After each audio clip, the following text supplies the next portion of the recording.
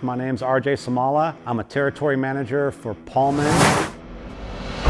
Pallmann is a 122-year-old wood flooring finish company based in Würzburg, Germany. I've been with them for about 7 years now. As a territory manager, I come from a 25-year contracting background prior to that. Moved over to the manufacturing side so I could kind of share what I've learned and known over that 25 years of contracting experience with the finish manufacturer that I was very passionate about as a contractor, so I feel very fortunate in the second phase of my own career to be able to kind of spread some knowledge and some love of both an industry that I love and the finishes that I was fanatical about as a contractor. And we're basically a real system-oriented company, and we're trying to produce a replicatable, reliable system for flooring contractors. And Ben asked if we would come out and do a couple-day class for them, and we were really excited about it. It's an opportunity we don't get very much in this industry. Guys don't take the time to really step back, pull the guys out of the field, invest the money and the time to do this training in here with guys that know the business, know the products, and want to help you better. When they're out working on your floors, it's got to be right. They have no chance to